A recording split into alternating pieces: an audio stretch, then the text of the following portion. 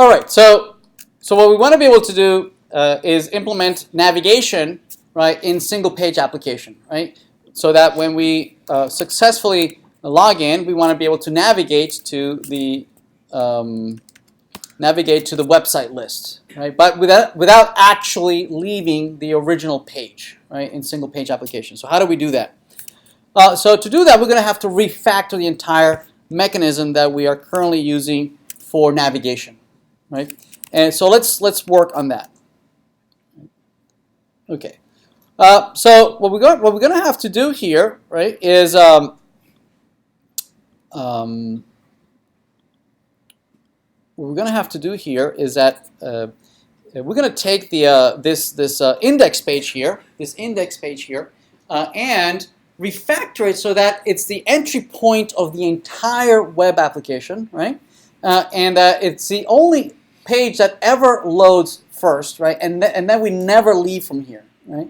And we have to write it in such a way that is generic enough that it can actually host any of the other views, right? So that what we're going to be doing is that we're going to be fetching the different views strategically, right, as we click here and there, right, and we're going to fetch it from the server and inject it into this one page, right, to give the functionality of navigating from one place in the application to another place in the application, right? So we want the functionality of navigation, but without actually navigating away. Right? We want only the functionality. So let's do that. So to support that, we're going to need to refactor this. First, it needs to become an Angular application, right? So let's reuse the login view that we had started on here, right? So first of all, let's load our 3 JavaScripts here. We're going to move it to the index page. Let's see. Let's put it over here. There it is. Let's see. The position might not be the same. Does that work? Yeah, that works. Notice that there is no app. What about the controller? The controllers, where are the controllers? Let's see. The controller are, I believe, under views. Are we not under views? Oh, I never moved it into the views, so let's do that. It's where under? It's under users, right? User controller. There it is. Login controller. There it is. And the app.js is where? It's way under here. So let's move that. Let's move that here, right under graduate, right there, at the same level of the index page. There it is, right? There it is. Declares the WAM application. Okay? Loads the WAM application, declares it right here, so we can copy that from the login. Let's copy that. Okay? Let's see, what else? Meta view, so that stays the same. We have the bootstrap. Okay, that stays the same. Right, all this content, all this nav bar, all this, right? This is the home page, right? All of this should be the default content that displays here. If I don't know where I am, if I fall in the root of the application, this is what I should see. Okay, so let's do that. Let's move it to its own little snippet. Right, so let's grab this entire nav bar. Maybe we can leave this top nav bar. Maybe we can leave that there. And the container. No, actually, let's move everything out of here. Let's see. Let's take this whole thing all the way down to the body.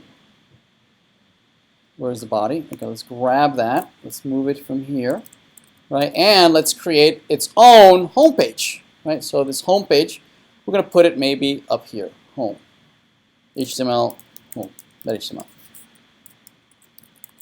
Okay, notice that now this HTML here is not meant to be rendered all by itself. See that? Because notice that all these classes don't exist in this HTML document, right? It's referring to classes that don't exist here, right?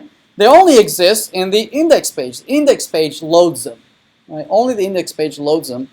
And so what we'd like to be able to do is is perhaps inject into this home page, right? I'm sorry, inject into this index page, that home page, if we fall in the root of the application, right? And if we ask for the login page, we'll show the login page, and so on and so forth. Okay? All right. So to do that, we need to entirely re-implement the login mechanism. And to do that, we're going to need Angular's navigation mechanism. And I don't know if we have it. Let's see if we have it somewhere. Okay, we only have Angular min. We don't have Angular routing. Do we need to install it? Let's see. Do we install any? Okay, we did install Angular. We don't have Angular route. Okay, so let's install that. Terminal. npm install Angular route. Okay, so Angular route now is installed in node modules, and there it is, Angular route. And this is what we're going to need, these two files. All right, let's copy those two files, and we're going to deploy them onto the public directory under the vendor Angular, and we're going to deposit them right here. Now, some of you have asked me if you could use other routing libraries. If you feel comfortable with using other routing libraries, feel free to use those. Okay, I'm going to first cover Angular routing out of the box, what they suggest, right? I'm going to cover later on UI route, which is a little more powerful, and it jives more with Angular 2, it's actually a little bit easier to move to Angular 2 if you use those kind of routing. But I'm going to cover this first because it's very, very simple to understand. Okay. All right. So we got that. Let's load that library. So this library is going to give us the functionality of navigating from one. It's going to look like we're navigating from one page to the next, right? Navigating, but without actually leaving the index page, right? It's all going to happen behind the scenes. So let's load that library, and it's Angular dash route. There it is. There it is. And Angular route declares its own module, just like we're declaring a module. Right, we're declaring this module over here. We called it WAM, right? Angular route is implemented in its own little Angular module, right? And it's giving a name. Just like we chose a name for our module, Angular route was created inside of a module called ng-route. And you can give your module whatever you want, whatever name you want, okay? So for our module, we can declare that our module depends on some other module, right? Which we just loaded, right? We just loaded there, and we say we depend on ng-route, right? So now what we have is that all the new functions or services, controllers, directives, right, that are implemented in that module are now available under our namespace.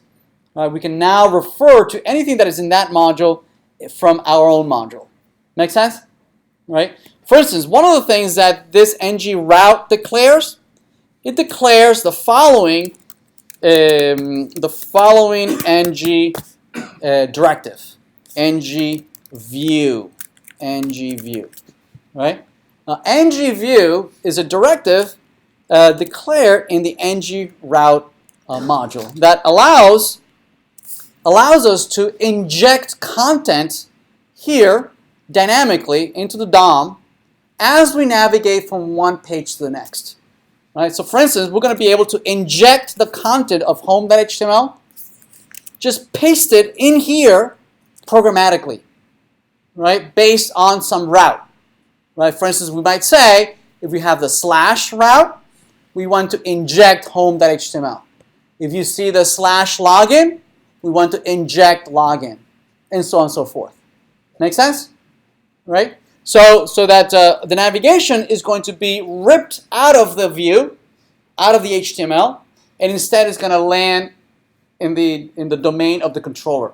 It is the controller who's going to be now responsible for what you see and how you navigate as opposed to each individual view or each individual page. Yes? All right? All right, so let's do that.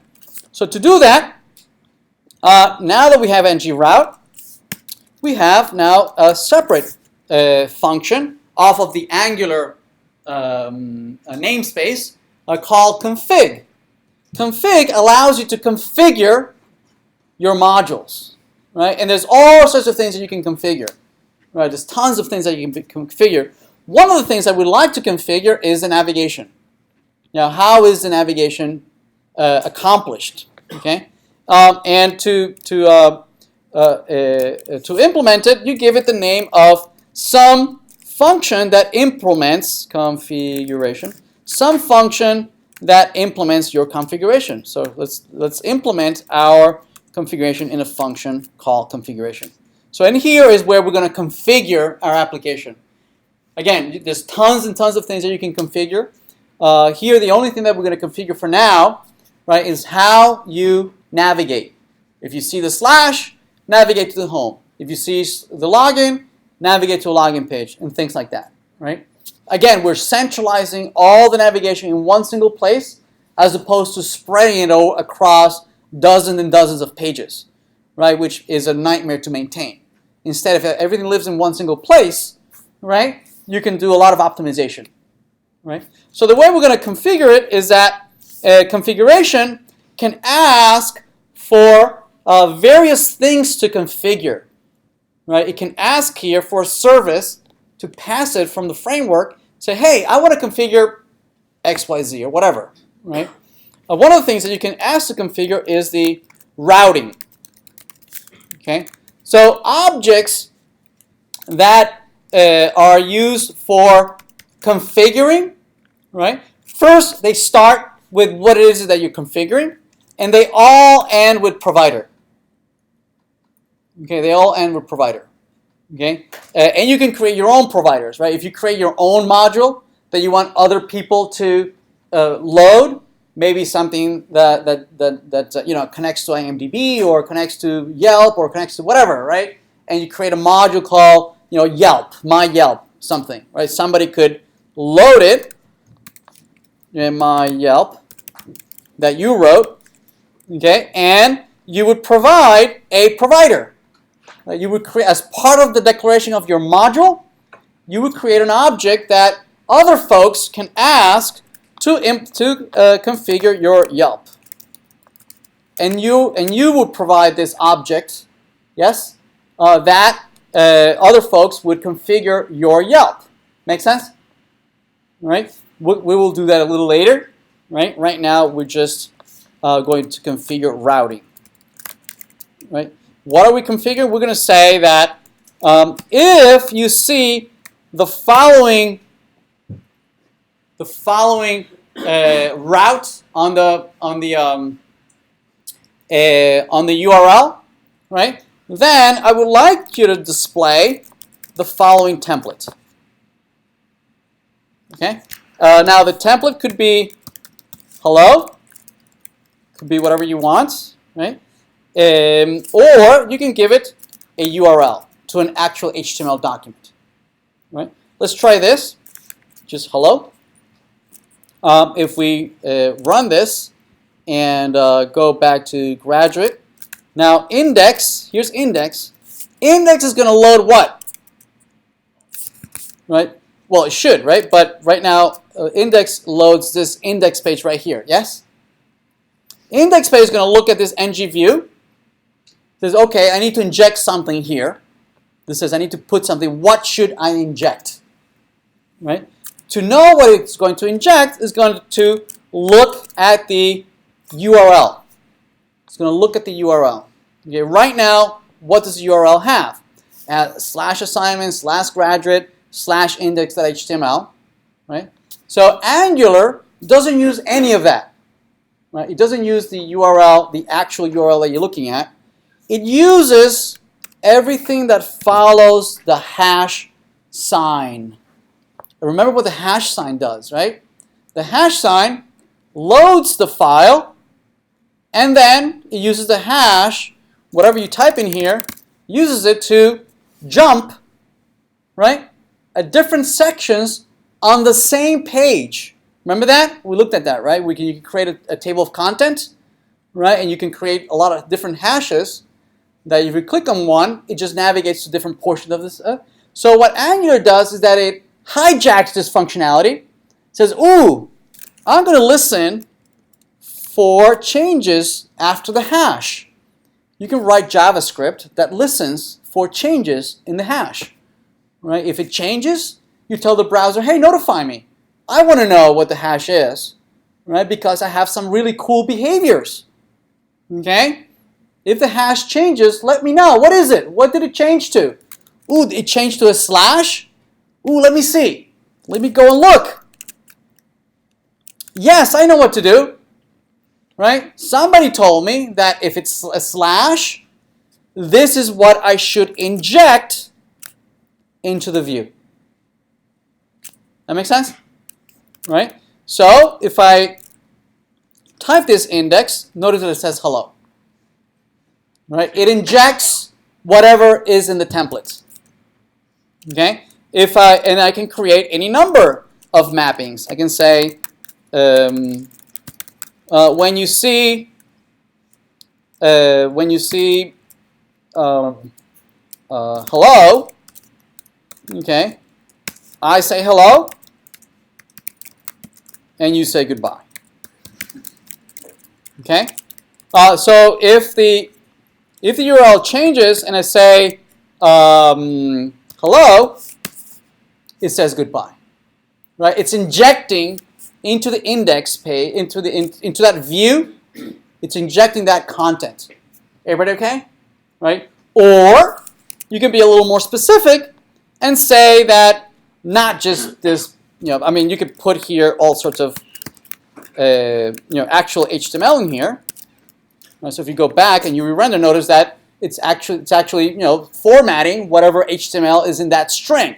But obviously, you're not going to fit an entire page in that string, right? So instead, right, you can refer to an actual template, right? So I want to inject, what was it? Home, right? Home.html. And we render that, and there it is, our home. Our home as we have never, right? We never left, and that's what we want. Make sense? Everybody okay? All right. A little bit about that hash bang. Hash bang. See that? It's not just a hash, but also a bang. Right? So since Angular 1.6, right? They added this bang to the URL mapping, right? And it's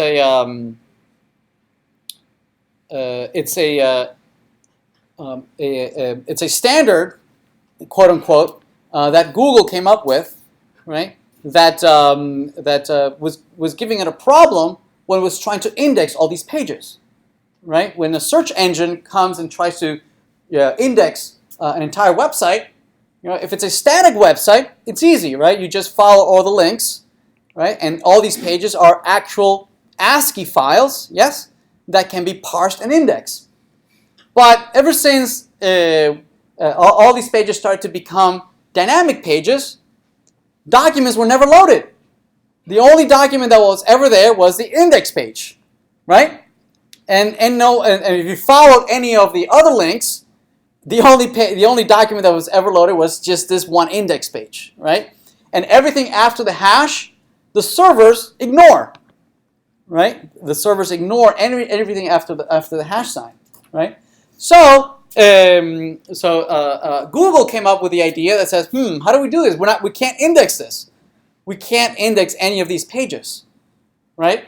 So what the idea for Google was is that it says, okay, what we're going to do is that we're going to come up with this standard that using this hash bang means that you are providing an equal or an equivalence page that is a server-side page that I can index, right? That I can go fetch to index your page. Otherwise, I won't be able to index any of these snippets, right? Because you have all these snippets.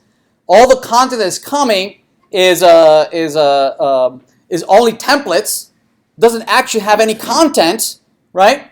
All this content comes later from hitting a server with dynamic content. Google would have to run all these JavaScript and its own spiders to re-render all these pages, right? It's just not feasible, right? So Google can't index any of these dynamic content, right? So they came up with this idea that says, you will provide me, if we use this hashbank standard, you will provide me with an equivalent page that I can index, right? That is server-side rendered the old way, right? You don't have to render it. I'm only going to use it for indexing. Otherwise, if you don't want me to index it, that's fine. I don't care, right? If you don't want me to index it, if you don't want to be indexed in Google's indexing, and who doesn't want to, right? You don't have to, but this is the standard that you would have to follow, right? You would provide me with an equivalent page that I can index, right? Anyway, we're not going to provide that mechanism here, but that's where the hashbank comes from. Okay, it's a standard that Google came up with, and most of the other search engines are following suit, right? Because Google has a lot of clout, and a lot of developers are following this suggestion, which is now a standard. Everyone okay? All right, so it's hashbank. All right, what about going to the login page? Well, if I want to go to a login page, right, I could say that the URL for the login page is, where is it located? Let's see, where is it? It's inside, where is it? Public, let's close this. Public, assignment, graduate, it's under user, and it's on the login view. And let's do that. Okay, so that's under, that's under user, under login.view.client.html. I think that's it, right? Right. All right, so let's try that. So if we go and let's see, if we navigate to instead login, there is our login page. Okay, notice we never left the index page. See that? We never left the index page. Now the wait, does this still work? Yes, it does.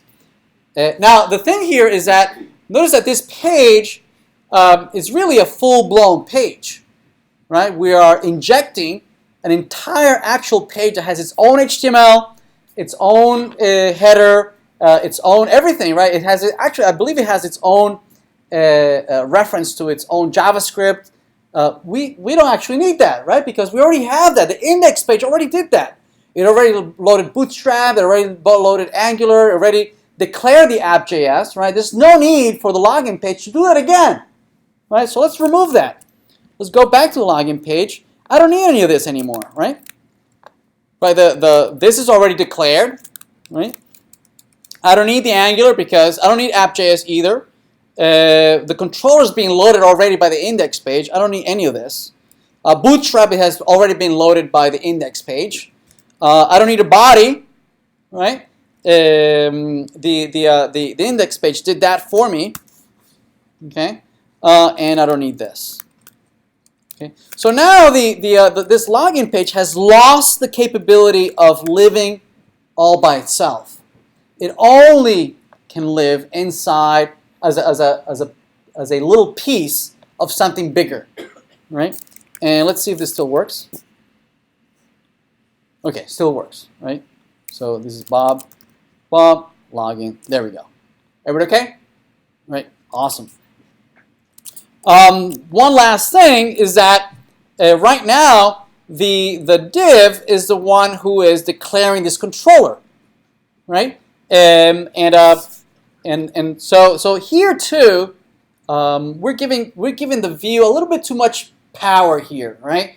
That the view is choosing its own controller, right? What we like to be able to do is for us at a higher level decide who controls that view, right? And make that parameterizable as opposed to being hard-coded inside of the view, right? So instead of having this here, right, we can remove this And from the app.js, from the configuration, right, we can say that, hey, login, right, the index page has already loaded the controller. There it is, right, and its name is login controller.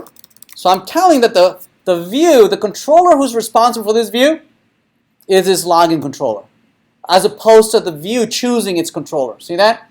Right? We are inverting the responsibility. Right? It is the framework who's deciding who your controller is. Right? And by the way, I know that internally you're going to refer to the controller as VM. Right? So we need to tell you that internally, right, you're going to refer to this controller as the variable VM. Okay, so if we refresh, hopefully this still works.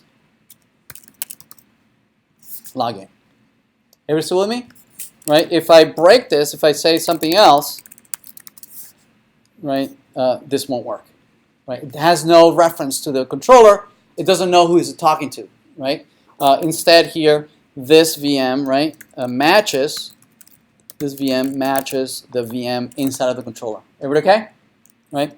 Instead of calling this VM and model in the controller, I like to call the same thing just to keep it straight in my head. Right? So I'm going to rename this to just model. So I'll be called model in both places. Okay? So model here and replace all, and this will be model. And just check to see if this still works. Yes. Right? Everybody okay? Everybody still with me? Yes. Can you do the as in the controller? Like when you go to the config page?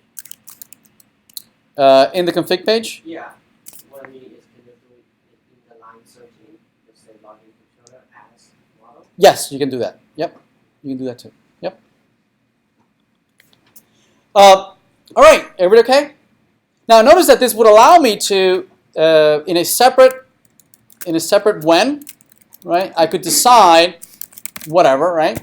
I want to use the same template, but a different controller. Meaning I want to render the same view, but give you a different controller. And maybe that controller chooses a different data source, right? So that maybe I can have a view that lists, all the flights available from United, and then the same view, right, lists from Alitalia and some other from American and whatever. It's the same view, maybe a different controller, maybe a different data source, right? So I can reuse these and combine them any which way I want. Okay, but if I leave it in the view, I can't parameterize it, right? But out here, I can. Make sense? All right. We'll play around with this a little later. All right, so let's keep going. So what we want to get to is be able to navigate to the profile or the list of websites. Yes? If the controller is successful, right? If we are successfully logged in, right?